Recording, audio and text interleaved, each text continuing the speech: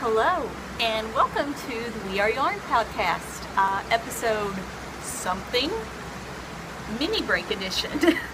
I am podcasting to you on location in the lovely Gatlinburg, Tennessee.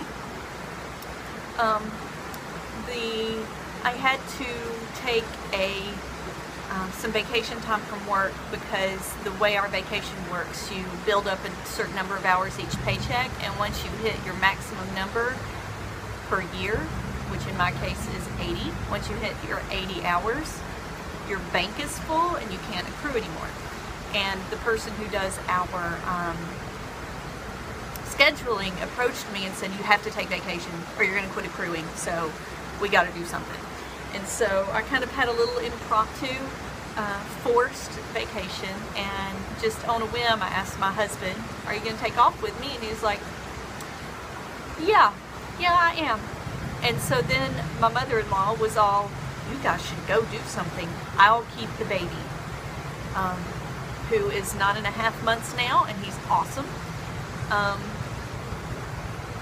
So here I am. We're doing just an overnight, but we decided we needed to go at least a little bit, at least out of the county, or else we would actually not rest. So here I am in Gatlinburg. We're staying at the Old Creek Lodge, which so far is wonderful. It's a nice little place. Anyway, you're here for knitting. You're not here for that.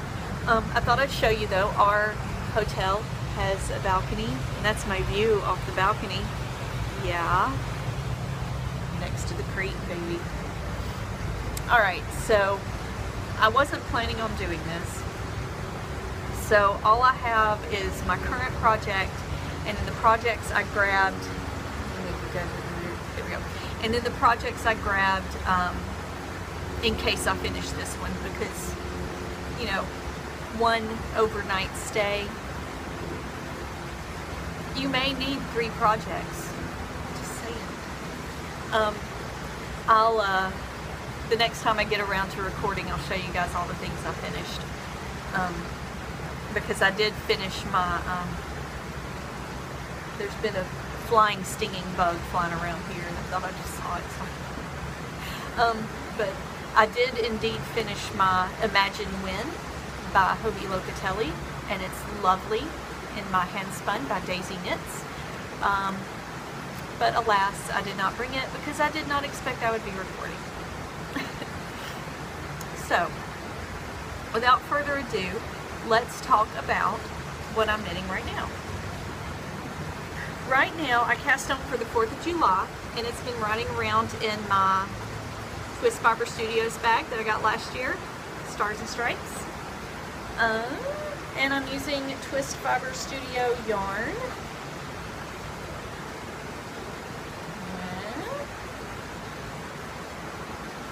Twist Fiber Studio and Rocket Pop. Now it's reading backwards for me. I don't know if it will for you or not. Rocket Pop, Twist Fiber Studio, and this is what it looks like all up in the little ball there.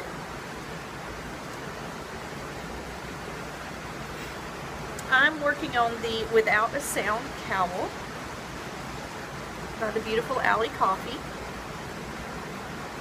And this is how it's turning out. What do you think?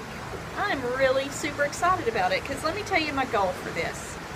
I wanted to be able to wear this yarn for Memorial Day, 4th of July, all those patriotic holidays, right? Flag Day, why not? And this looked like something that would be pretty light and airy, and I would be able to put it on with a tank top, and it would look nice. Well, it's starting to kind of get toasty out here, and I sat with it around my neck for a few minutes, and it is really light because of all the drop stitches. It is very airy and breathing, and so I didn't get hot, like I didn't get any more hot than I already was with it around my neck. So I'm really excited about it. I am 6 repeats through. It calls for 8. I think I'm actually going to do it as directed. I know, right? Crazy. I'm doing this on my US 6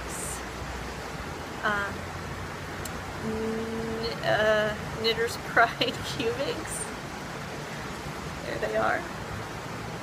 And what I did is, instead of just casting on, I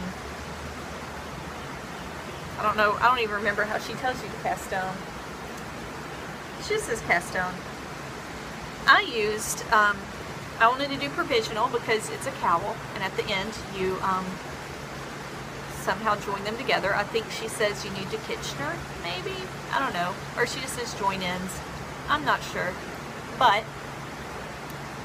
I did a Judy's Magic cast on with the appropriate size needles, but then they were all big and floppy.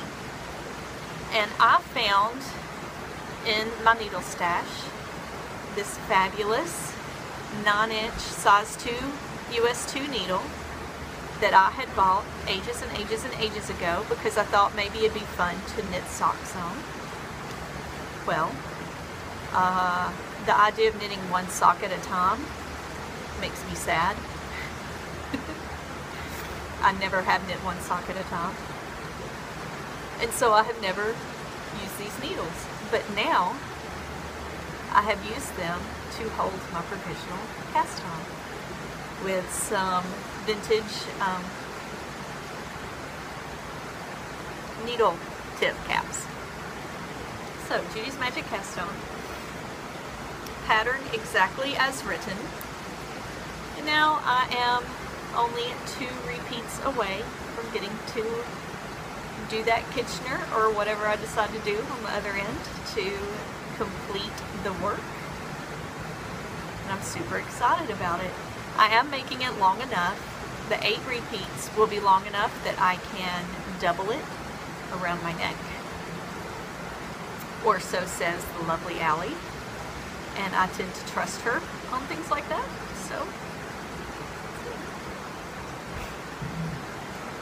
So this is going to be a 1 point for the yarn, 1 point for the pattern, and 1 point for the bag, a 3-point project for Team Wensleydale for the Into the Wool Retreat. Doing my part. So, a little while back, when I couldn't decide what project I wanted to cast on next, I think I balled this up and was ready to go and then decided to do the cowl. I had chosen next the Overcast Hat by Alicia Plummer. And there it is. Looks super cute, kind of slouchy. It's going to be fun. And I chose, with all my needles and stuff out of my bag. It's hanging out in my Whimsy Stitches bag. I've already gotten a point for this bag though, so it won't count. But it's still a great bag. You should check him out, Whimsy Stitches. But so this is my yarn. Can you see that? Yes, maybe? It's hand spun. This pattern calls for a chunky. I don't quite think this counts as a chunky, but I think it will do. I do not have my tag in here, but I can tell you that this is hand spun, like I said. The fiber was dyed up by Highland Handmaids, and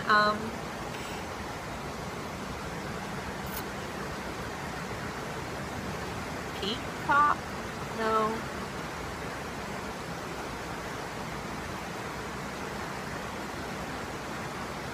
It is a colorway that I can now not remember. Jewel Thief. Jewel Thief. And you see I have some like a thin spot and a thick spot right here at the beginning. So there's no telling what definitely not chunky. Worsted, I'm sure, but so I like to, here lately I have been doing a double length on my brims and folding it up so that I have a folded brim. That's just more comfortable to me. And then you don't have that cast on edge just right there that may or may not be tight. I do the Judy's Magic cast on, and then once it's double the length it should be, I join them. I bring that edge up and I knit together to join it so that it's all there. It makes the edge real stretchy too. It's become my preferred method. Thanks, Jane Hat by Jane Richmond. I wanted to do that on this one, but when I hold this yarn next to my forehead, it gets a little itchy. I think it's Shetland, maybe? I don't know. But so I grabbed this. This is just white something, Morocco, maybe, something soft. It's super soft. It's starting to get toasty in this sun. The sun is moving that direction.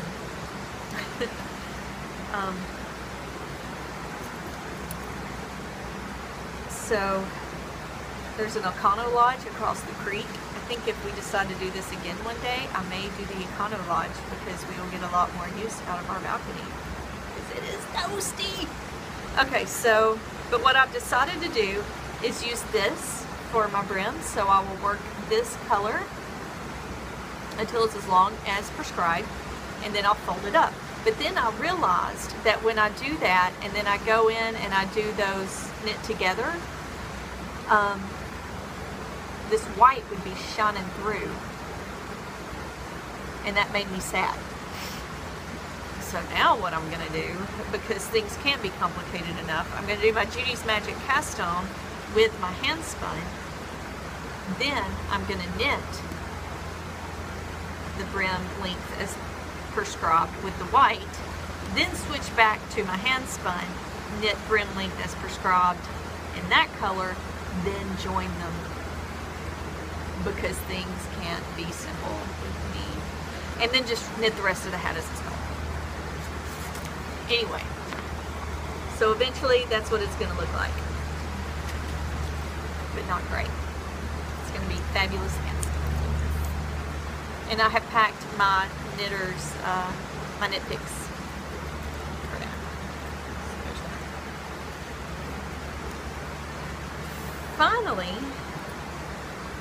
the projects that I have chosen.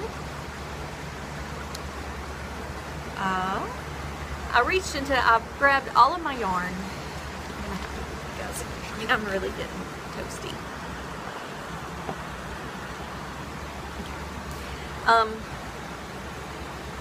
That didn't help at all. Finally, the yarn I balled up this morning, because I had forgotten about that hat. I remembered the hat when I went back to find the needles for this project, and I just brought it along too. I reached into my bucket. I moved all of the yarns that I have that would be eligible for points for Into the Wool for Team Wensleydale. Go TW. I threw them all into a bucket. And I've only been choosing new projects out of that bucket. And so I dug into my bucket, and I've actually pulled out, because I was having a little bit of a paralysis by analysis moment, I just finally grabbed out what I'm pretty certain is my oldest yarn in that bucket. It ends up that there's equally old yarn in there that I'll probably grab next. But this one is Daisy Knits,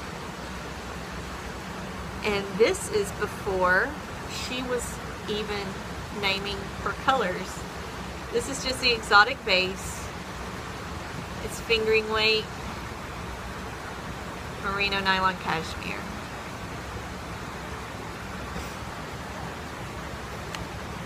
And guys, this was beautiful in the skein, and I wish I had it to show you in the skein. I mean, it was pretty. Everything Daisy does is beautiful. But when I balled it up, I fell in love with it in a different way. And here it is in the ball. I mean, just, oh my goodness. It must not have been reskeined, which is cool. If I was an indie dyer, I would not be reskeining anything, because, hello, extra step. But once I balled it up, I just fell in love with it. all over again. So this is vintage. I bought this at Camp Kip in 2012. The other yarn that I have that's very, very old in my points bucket also came from that same market. So I'm getting on it though. I'm using it. I'm gonna be totally entering this in Silly Froos Don't Hoard the Precious, because clearly I've been hoarding it for something. I'm using my cubics for this one too, the US 7s. So I'm going to use there. And it's a super long cable because it is going to become a Gratitude by Deborah Frank, Oblivious Knits. Gratitude is a very long, slender shawl that is written to use multiple colorways. I'm just not going to do that. I'm just going to use her pattern for the shape and just do this yarn the whole way across, all the way down. But I really like the length and the shape. It's my jam, so I'm really excited about that. So those are the 3 projects I bought. It is Tour de Fleece right now. I have been spinning, but I had set a goal to just spin every day, and then I left the house this morning without my wheel and not having spun. So I'm already at the back of the Peloton, and you know what? It's cool back here. I'm having a good time. I was excited though because I hadn't touched my wheel in probably 2 months. And Caffeinated Gert says, "Look what I'm spinning on the first day of Tour de Fleece." And I went, "Oh God, it's Tour de Fleece." I usually keep up with that, and I haven't this year because life, you know. But yeah, so I've spun up some, I finished up some Holland Handmaids, and then I dove in, I did not ply it though, I just dove right into spinning up some Swoonish that I have received a couple of months ago, and those will both get me points for Team Wensleydale. Go TW. And yeah, and I'm about ready to put some Twist Fiber Studios on the wheel next. I'm ready to go. I've got my new bobbin ready to go. And I'm pretty excited because that Swoonish I'm considering keeping as a single, and I have not done that, but I've not fooled a single before. So I will be fooling a single, and it will be very, very interesting. I'm hoping that what I'm going to do is I'm going to go pull my singles issue of Ply Magazine and see if there's an article about fooling in there. Fooling singles? I'm sure there is. And if there is, that'll be another point for Wensleydale. Woo! So, that's what's up. I am very sorry it's been so long since I've spoken to you guys last. It's just been, it's been difficult with, I'm having a hard time balancing work, mommy life, and hobbying. And if I have time to hobby, I want to knit. I don't want to talk about my knitting. I just want to knit or spin. So, that's what's been happening. So, yeah. I'm trying to think if there's anything else I want to say. But I don't guess there is. This is a quick little episode because I have limited things to talk about. In case you didn't notice, Felicie at Knit Picks, time being, I scored myself some Beyond the Wall because I'm a huge Game of Thrones fan, and I had to have it. I'm in a period right now where I look at my stash and I love everything in it, and I'm not really interested in spending money. I'm not interested in spending money on yarn. Like my husband driving up here today said, "Oh, we should go to the Smoky Mountain Spinnery." And I was like, I don't need yarn. And he looked at me like I had 3 heads. And I was like, well, I mean, I'll go, and I want to spend money on yarn. And I don't need yarn. I'm good. I'm good. I'm good. So, alright. Well, I guess I'm just gonna leave you guys off here. I'm excited that I've talked to you today. I'm gonna upload this to YouTube from my phone. This is the first time I've ever done that, so let's hope it works properly. Let's hope that this horrible lighting situation is not truly terrible. And I will talk to you guys when I talk to you. Maybe I'll start, whenever I finish a project, I'll sit down and do a little video like this. I think the podcast is probably going to be moving more towards video blog style rather than proper podcast. I may or may not have intros and exits. Hunt me up on Ravelry. I'm Mandikat, M-A-N-D-I-K-A-T. Hunt me up on Instagram. I'm M-A-N-D-I-K-A-T 509 there. I don't really do anything anywhere else. That's a social media of choice.